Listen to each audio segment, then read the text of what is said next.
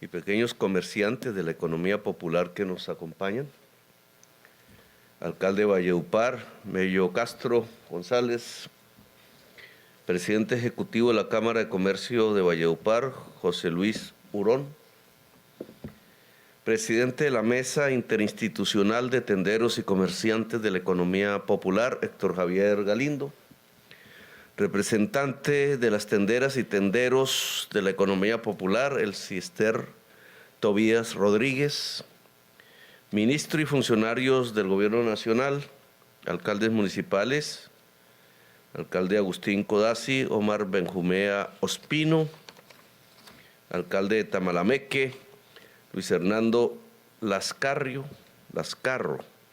alcalde de Manaure, Balcón del Cesar, Henry Oñate Fragoso, los medios de comunicación y en general a todos y todas las asistentes a este evento. Indudablemente llevamos ya un proceso, como bien nos lo decía Héctor Javier, un proceso que tiene que ver con unos principios, en cierta forma hasta con una teoría económica, pero nosotros desde hace mucho tiempo venimos defendiendo el tema de la democratización de la economía. Era yo un joven cuando levantamos ese principio en lo que era mi fuerza política en aquel entonces, una lucha contra la monopolización, así la llamamos. Veíamos en aquel entonces la economía nacional como una economía prácticamente concentrada en unos cuantos monopolios en aquel entonces. Creo que no ha variado, yo tenía unos 20 años, no ha variado mucho las circunstancias a la fecha. Quizás algunos protagonistas han muerto, pero en general sigue siendo la economía colombiana una economía altamente concentrada en su propiedad, por tanto en sus ganancias. Y eso va forjando, sea en el campo, sea en la ciudad, una enorme desigualdad social, que se ha convertido en las más grandes, la desigualdad social más grande del mundo, como el cuarto, el quinto país de la tierra. Y de la desigualdad no sale sino consecuencias perversas. Sale la violencia. El origen de la violencia es la desigualdad. Salen los intentos de romper esa desigualdad por los caminos fáciles. La violencia, el narcotráfico han sido como caminos que se ha inventado la sociedad colombiana, partes de esa sociedad, tratando de saltar de abajo hacia arriba rápidamente, cayendo en general en la tumba o en la cárcel, o hundiendo territorios enteros en la violencia, en el terror, en el miedo, volviendo incluso más pobre el territorio de lo que era antes, más pobre la gente de lo que era antes. Esa desigualdad social indudablemente tiene consecuencias no solo de este tipo, nos impide forjar lo que otras naciones tienen, que es unidad. No hay unidad absoluta porque todos los seres humanos somos diferentes, pensamos diferentes, tenemos talentos diferentes. Pero hay unos criterios que permiten que un país pueda ser, que se pueda construir una nación. Los franceses, los alemanes, los gringos, mal que bien, han construido sus naciones. Nosotros tenemos dificultad. Somos un país que ha perdido territorio a lo largo del siglo pasado, por ejemplo. No pudimos concretar un esfuerzo nacional pues, que hubiera sido poderosísimo en tiempos de Bolívar, la llamada Gran Colombia. Y en fin, tenemos incluso problemas en la actual estructura territorial de Colombia, en sus actuales fronteras, de lograr que el Estado esté en todo el territorio nacional. Cuando en una zona cualquiera que escojamos, un campesino que tenga problemas de cercas con otro vecino, no puede acudir a un juez no está el juez, pues recurre a la violencia o recurre al comandante que encuentra en la zona ejerciendo la violencia. Y se va destruyendo el principio mismo del territorio, del Estado y de la sociedad. En un territorio sin Estado difícilmente también se encuentra sociedad. No porque no haya gente allí, sino porque hay gente atemorizada, aterrorizada, hay gente desarticulada, ha perdido la energía de lo que significa la colectividad de los seres humanos tratando de dirigir un territorio para su propia prosperidad, para su propia estabilidad. Se nos pierde el territorio, la sociedad, la violencia, se nos pierde la nación, se nos pierde la democracia como un criterio. Las poblaciones aterrorizadas son víctimas de la compra del voto o son llevados como rebaños a votar. Y quienes salen elegidos así, pues obviamente no son los grandes líderes y lideresas decentes de un territorio, sino quienes manejan el billete en efectivo y en grandes cantidades. Y vamos cayendo como en un sifón, año tras año, década tras década, generación tras generación, sin poder construir la gran nación colombiana. Por tanto, la desigualdad social está ahí en esa base. Cuando salimos elegidos, lo dijimos en campaña, lo discutimos bajo la tesis de construir un país con justicia social. En la base de la paz está la justicia. Y una parte fundamental de la justicia es la justicia social, la equidad, la nación que permite que sus hijos y hijas tengan oportunidades, tengan posibilidades, puedan construir su propia trayectoria vital, su propio destino, cosa que en muchos rincones de este país no se logra. Juventudes represadas, reprimidas, juventudes que aunque sueñan, porque los jóvenes y las jóvenes sueñan más que cualquiera de nosotros, pues no pueden siquiera pensar que algo de sus sueños se pueda volver realidad cuando lo que encuentran es la pared triste y gris, decaída de un rancho, sin que haya ni siquiera una posibilidad de construir un futuro, una ilusión de volverla realidad. La economía popular aquí juega un papel, entonces. La economía popular es la que tiene la gente en su mayoría. La economía popular responde estadísticamente por la mayor parte de los puestos de trabajo del país. El puesto de trabajo aquí no se genera en el Estado, que sí los hay, pero el Estado no es grande. El puesto de trabajo no se genera como en Europa o en Estados Unidos en grandes empresas capitalistas de 1,000, 2,000, 10,000 trabajadores asalariados. En la China hay empresas de 500,000 trabajadores asalariados cuyos propietarios no son chinos, viven en Estados Unidos. Pero nosotros no tenemos eso aquí.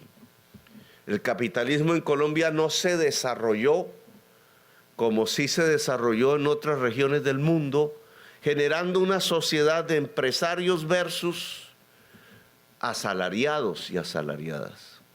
Aquí el capitalismo tiene la mitad de la economía. Generalmente no es de grandes empresas, es de medianas, pequeñas empresas.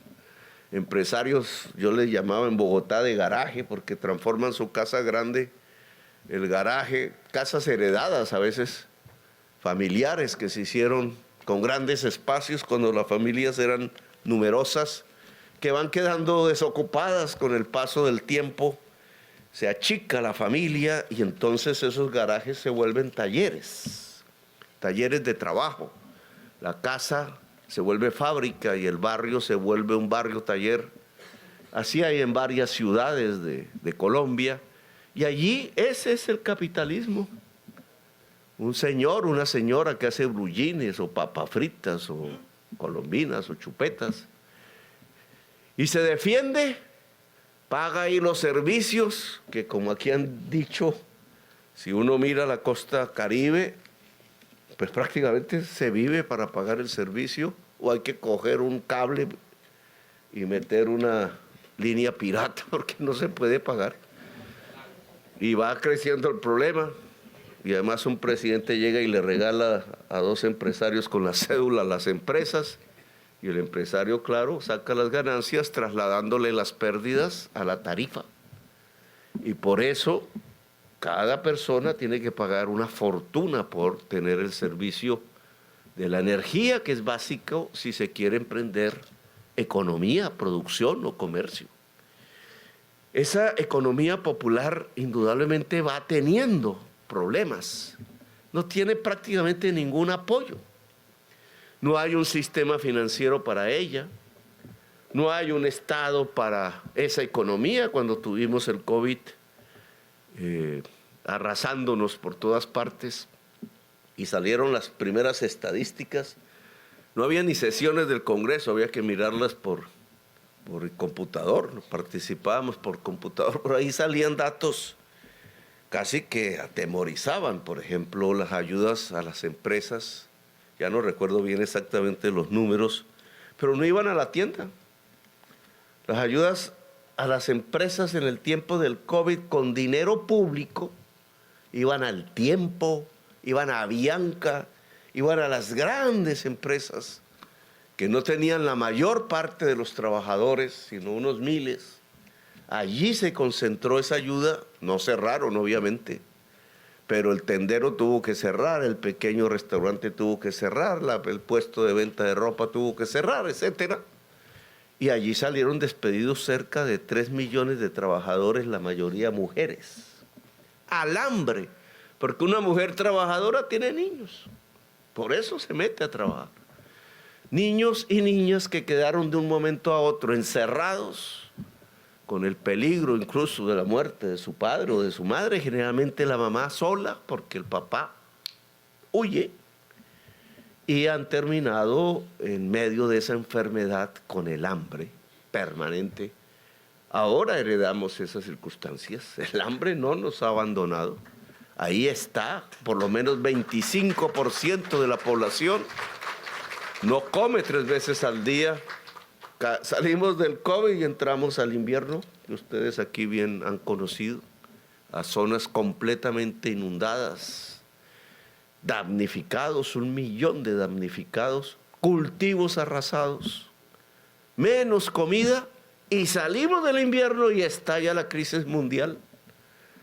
Y entonces todo lo que importábamos triplica el precio, el maíz que producíamos antes, los fertilizantes, elementos que se utilizan en todos los cultivos en general y que al triplicar su precio, elevaron el precio de todos los alimentos cuando la gente tenía hambre.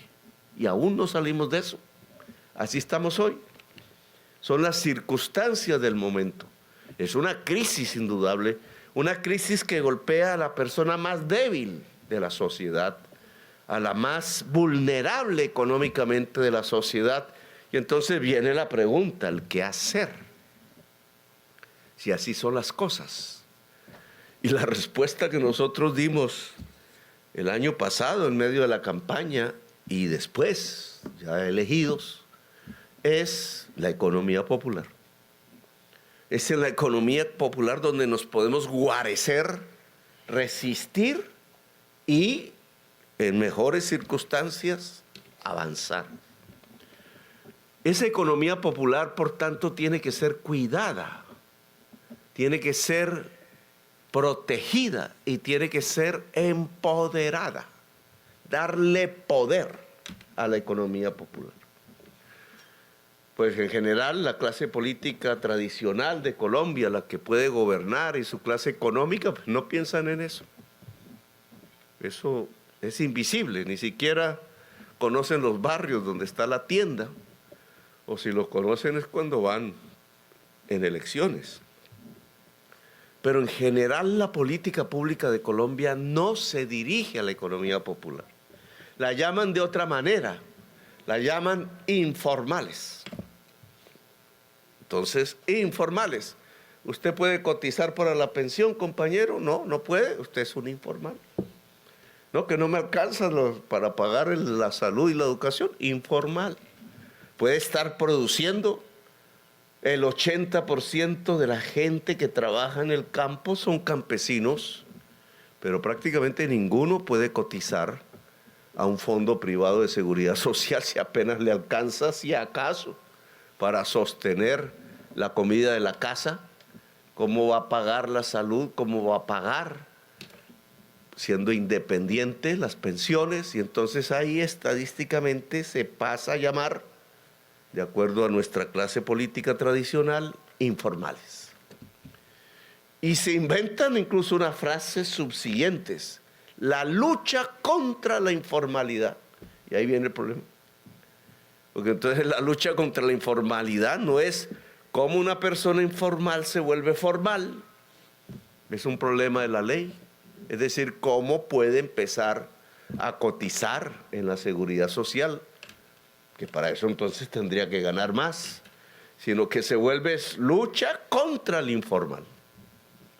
Entonces el pequeño minero por allí es perseguido, el tendero por allá, entonces le cae la roya porque si no tuvo el papel aquí o el papel allá sellado. El señor vendedor ambulante en alguna gran ciudad pues es apaleado, la señora también es apaleada, el que puso un carro a recoger pasajeros pero no tiene las autorizaciones suficientes, que para tenerlas tendría que ser un gran transportador, pues también es apaleado, etcétera, etcétera, etcétera. Y no hablemos del campesino, que también, siendo independiente por allí en un rincón de tierra generalmente no fértil, pues termina con los fusiles en la cabeza, quemado su rancho, expulsado, desplazado. Alguien se queda con su tierra, termina ya en esos rincones de la ciudad, sus hijos vueltos mototaxistas y sus hijas quizás conducidas a la trata, a la prostitución. Olvidado el campo y la tierra, y por tanto olvidado la labor de producir alimentos para la humanidad, cuando precisamente ahora sí que hay centenares de millones de personas y decenas en Colombia con hambre. Pues no es la lucha contra la informalidad lo que proponemos, es empoderar la economía popular, y eso es diferente. Es volverlo a ustedes más ricos, relativamente. En general, es darle fuerza a esa economía para que precisamente tenga los instrumentos del crecimiento. Si crece, pues habrá otro puesto de trabajo, otros 2, otros 3. Si crece, habrá un poco más de ingresos. Si hay un poco más de ingresos, entonces se puede pagar una serie de cosas que antes no se pagaban, como por ejemplo las cotizaciones a la salud y a las pensiones, tal como hemos abierto los proyectos que no se nos quiere aprobar en el Congreso de la República. Empoderar la economía popular es parcialmente, sin que sea lo más, lo que en este momento, hasta esta fecha, hemos hecho. Claro, cuando nosotros dijimos allá en la reunión en el Palacio de Nariño, eso fue ahí, digamos, una idea. Bueno, y las cámaras de comercio no son para ayudar al comercio, se llama así. Recogen plata de los establecimientos, esa plata es pública, porque es a través de la ley que se crea esa obligación, y bueno, se vuelven instituciones poderosas.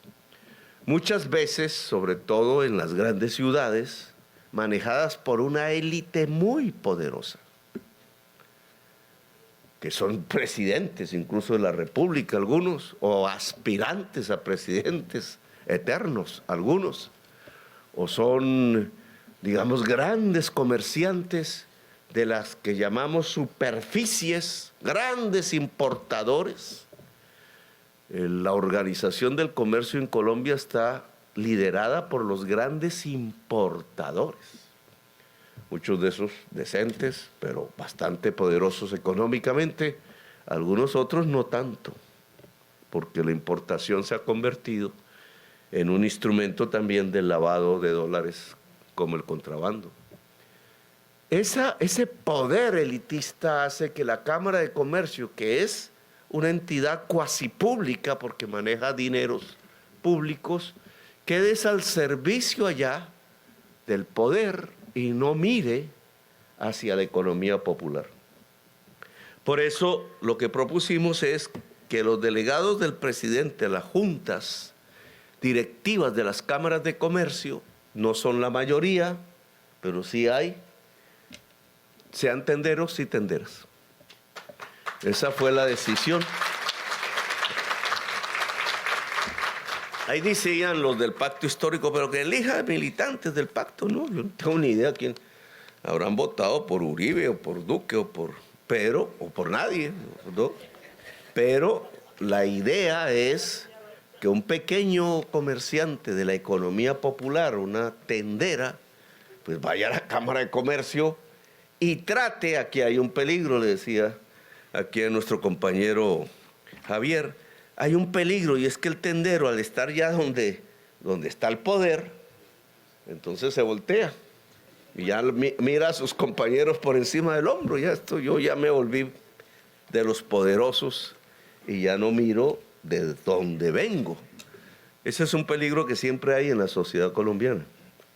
Pero también existe la posibilidad de poner, y en esto la organización es clave, de poner las cámaras de comercio, sus dineros, su poder al servicio de la economía popular, al servicio del tendero y la tendera. Van 30 tenderos y tenderas escogidos. Y ojalá sean más, porque en eso yo espero que las asociaciones manden sus nombres. Nunca pregunto de qué partido son ni nada de eso. Y los nombro como representantes del presidente de la República ante la Cámara de Comercio, representantes del poder nacional allá en su municipio ante la Cámara de Comercio, un tendero o una tendera. Eso hasta ahora va bien. Usted mismo afirmó, y este debería ser un programa muchísimo más extendido, ministro, que hay que hablar con Ministerio de Minas, sobre todo aquí en el Cesar, que me permite hablar un poco de ese tema. La energía solar. O sea, hablando de energía, una propuesta para disminuir los costos de la energía, sobre todo en el Caribe, y sobre todo en La Guajira y en el Cesar, en el Caribe, es la energía solar. La energía solar se puede usar de día, obviamente. Si se acumula, sale más caro, se puede usar de noche, pero hay que tener baterías, más problemático. Las zonas del país que más sol reciben de toda Colombia son La Guajira y el Cesar, que es precisamente donde sale el carbón. Una paradoja geológica que permite hacer una discusión política. ¿Vivimos del carbón o vivimos del agua y la agricultura? Y por tanto de su industrialización, que es como antaño se vivía, sobre todo en el Cesar. Pues La Guajira tiene condiciones más adversas. Si es de la agricultura y la industria, ¿el sol tiene un papel hoy que cumplir? Y sí, tiene un papel que cumplir incluso tal que reemplaza el carbón.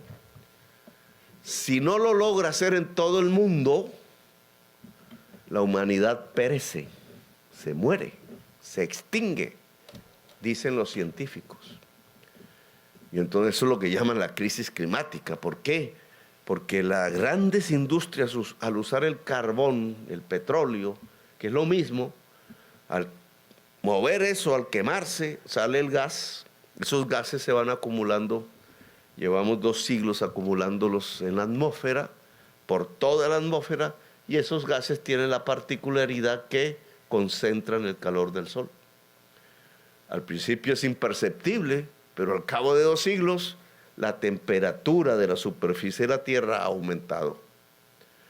Poquito para lo que nosotros creemos, 1 grado, va para 1,5 grados, pero 1 grado, 1,5 grados en toda la superficie del planeta significa muchas más cantidades de agua enormes evaporadas o derretidas.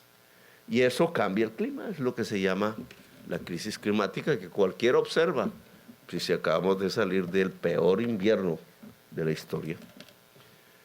Y los argentinos están en la peor sequía de la historia, ya que viven de la agricultura y que en cualquier momento estamos cada vez rompiendo récords y récords pavorosamente del equilibrio climático, y ese equilibrio climático, si se rompe, pues mata la vida, acaba con la vida.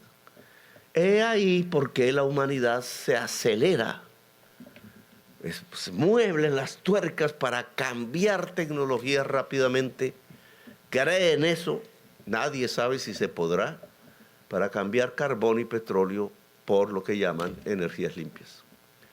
Ventaja de las ventajas, en donde se ha vivido del carbón, Guajira y Cesar, aunque soy de la opinión que quienes han vivido el carbón están en Bogotá y fuera de Bogotá y fuera del país. Eso no ha quedado aquí. Aquí quedan los huecos, inmensos huecos, pero digamos por circunstancias resulta que son las mismas zonas que más sol reciben. Por tanto, un gobierno y una sociedad, porque esto no se hace solo, debe intentar trasladarse de lo uno a lo otro para sostenerse en el territorio. Trasladarse del carbón al sol, ahí. Y entonces ustedes tienen aquí un programa que considero piloto, y es que con dineros públicos del Ministerio de Minas, eso se llama FENOGE, se instalen paneles solares en establecimientos comerciales, que va a bajar el costo de la luz ahí, pero también va a ayudar a la humanidad que no perezca. Y nos va a ayudar a que la sociedad que viva en el Cesar, toda, y en la Guajira, puedan captar en la práctica, no en el discurso, que sí se puede, que sí eso es posible, que se puede estructurar toda una economía, no solo la pequeña, sino la mediana y la grande, alrededor de nuevas fuentes de energía muchísimo más limpias, más baratas. Se podría reducir las tarifas de energía eléctrica si la gente que hoy no le paga a esas empresas por pobreza, tuvieran esas mismas empresas, pusieran en los tejados de las casas donde habitan esas personas paneles solares. Ellas reducían sus pérdidas, las empresas. Los que tienen que ir a la piratería no tendrían necesidad de eso y no trasladarían esas pérdidas al conjunto de la sociedad subiendo las tarifas. La solución es la energía solar. Y eso, alcalde, se puede empezar a hacer no solo esperando que esas empresas lo hagan. Yo le pedí a Finia, que es la de EPM, que lo hiciera y no lo hizo. Pero en cambio sí lo pueden hacer las alcaldías. Sí lo pueden hacer cualquier alcaldía, cualquier comunidad guayú, por ejemplo, en la Guajira lo podría hacer y ser dueña generadora de la electricidad, si la deja interconectar. Y en la nación estaría absolutamente dispuesta a ayudar económicamente si ese tipo de proyectos los podemos extender. Aquí empieza uno, el de paneles solares en los techos de los establecimientos, de las tiendas. En mi tierra le dicen ventorros, yo no sé si aquí también. Ventorros y ventorrillos, decíamos nosotros, en las tiendas para abaratar la energía eléctrica. Ese programa tiene que extenderse. 100 no nos sirve, eso tiene que volverse miles. Sistemas incluso de créditos que usted comenta, y efectivamente hemos trabajado con Asobancaria para que se pueda establecer para quienes tengan alguna capacidad de pago, créditos que permitan poner los paneles solares, como reduce la energía, entonces permite pagarse. Y al final queda la energía relativamente gratis. Hemos también cambiado una serie de normas que tienen que ver con las compras del Estado. ¿A quién le compra el Estado cuando va a comprar papel o uniformes o las cosas que utiliza, por ejemplo, el ejército, la policía, los cinturones, los instrumentos cotidianos del quehacer en todo el Estado a nivel nacional. ¿A quién le compra? ¿A quién le compra la comida para los colegios, en el PAE, etcétera? Ustedes hacen un examen y se lo compran a grandísimos empresarios, muchos no santos, no estoy hablando del presidente, sino no santos, porque hacen parte de carteles de la contratación, financian la política y entonces el político tiene que darles otra vez el contrato y así en un circuito en donde se vuelven riquísimos, mezclan con otras cosas, y por tanto se vuelve desigual la economía. Con dinero público, el mismo dinero público concentra la economía nacional, beneficiando a unos muy pocos.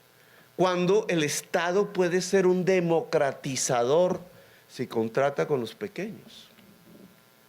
Por eso estamos estimulando que el Congreso de la República, al aprobar el Plan de Desarrollo, permita contratar directamente la hechura de vías terciarias campesinas con las juntas de acción comunal de la zona.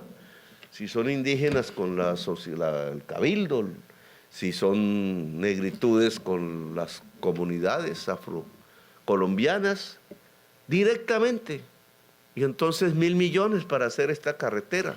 Ahí puede tener uno la seguridad de que no se va a perder la plata en las mismas cantidades en que se pierde si se contrata al gran empresario. Ahí esa plata se irriga entre los trabajadores que están en la obra, que son de la misma comunidad. Esa plata termina ayudando a la comunidad, además del servicio que presta la obra en sí mismo. Así se puede empoderar la economía y la organización popular en el campo, en este caso. Pero si se contrata a los tenderos, a las tenderas para suministrar alimentos en el colegio de la esquina, ¿cierto? Para el PAE, para la alimentación de los niños, uno puede garantizar que esa comida sea mejor, porque al final el tendero también tiene sus hijos ahí en el mismo colegio, o la vecina, etcétera, o los amigos, y hay una vigilancia vecinal y barrial que permite que la alimentación sea mejor, no como está ocurriendo ahora que contratan al grande, que es un mezclador de comida, ni siquiera produce la comida, y le empieza a llegar a los niños, es el puro gorgojo. Le roban al niño la alimentación para echársela al bolsillo cuando tienen suficiente dinero y le están quitando a la niña y al niño pobre el alimento que es tan indispensable para nutrirse y para criarse. Pero nosotros hemos querido que el Estado empiece a comprarle a la economía popular. Y por eso hemos cambiado normas que impedían hacer eso, para que hoy un tendero le pueda vender al Estado, para que hayan compras del Estado a esa economía popular.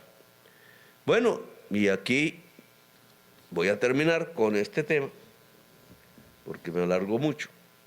El crédito, porque hemos hablado de energía, ¿cierto? No hemos hablado de capacitación. El saber es un empoderador, da poder a una persona que esté haciendo una actividad económica. Pero el billete también. ¿Dónde está el billete? Es el capital, el trabajo, que cada vez es más saber, el espacio, la energía. Pues el crédito en la economía popular se lo ha tomado el gota a gota, o como se llama, con tasas de interés cada vez más altas y cobrando con revólver. Es un sistema de lavado de dólares del narcotráfico y otras actividades ilícitas que le permite a ese tipo de organizaciones extender su poder en el territorio. Se extienden en el barrio, entonces saben cuántas tiendas hay en el barrio y pasa el de la moto extorsionando. Y alguno desesperado dice, oiga hermano, yo necesito 2 millones de pesos. Sí, claro, yo te los, aquí están. Pero me pagas el 20, el 30% diario y yo vengo dentro de 3 días y ojo que no me pagues. Y ha aparecido gente que no puede pagar, que quién va a poder pagar además con el 20 y el 30% diario, por allá en el secuestro, por allá en una tienda, por allá despedazado en una esquina, por allá en una quebrada, en un río, el generador de violencia barrial en las ciudades de Colombia. La extorsión generalizada, porque el gota a gota es una extorsión. Y eso porque ahí no hay un Banco de Colombia. Si lo llegase a ver, que en la mayoría de los pueblos de Colombia no lo hay, o un banco, ¿cómo se llama?, aval, la vivienda, etcétera, no lo hay. Si lo hubiera, entra el tendero, oiga, me da un préstamo, y lo mira la secretaria de arriba abajo, y si llegas con abarcas, dicen en mi tierra, si llega con una camiseta, va a pagar el crédito, ¿no? Le cierra la puerta y tiene que ir al gota a gota. Pues lo que nosotros queremos es que se pueda construir un sistema de crédito popular.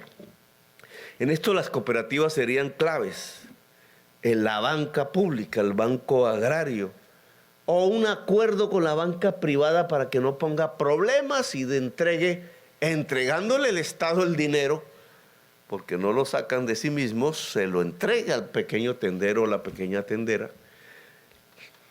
El proyecto hoy tiene la posibilidad de entregar 1 millón de créditos, 1 millón de personas, pequeños créditos, como hace el gota a gota, que reemplace el gota a gota, porque no será al 30% diario, si es que todavía se consigue ese nivel, sino el 1% mensual, el 2% mensual, ojalá pagable, y por tanto ese dinero permita capitalizar la economía popular. Bueno, aquí felicito al rey del mondongo. ¿Dónde está el rey del mondongo? No está por ahí. El rey del mondongo acaba de ser nombrado por mí como delegado a la Cámara de Comercio de Valledupar. Espero que esté por ahí. Le dicen el rey del mondongo. Yo prefiero un sancochito, eso sí. Hay que volverlo el rey del sancocho. Bueno, felicitaciones a ustedes. Usted va a representar a toda esta sociedad de colegas, compañeros y compañeras de trabajo aquí en la Cámara de Comercio de Valledupar, representando la economía popular a nombre del presidente de la República de Colombia. Bueno, gracias por haberme escuchado, muy amables.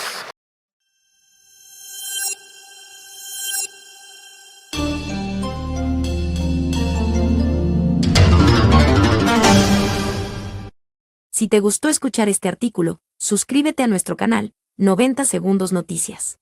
Recuerda, activar la campanita, darle compartir y dejarnos tu comentario. Gracias.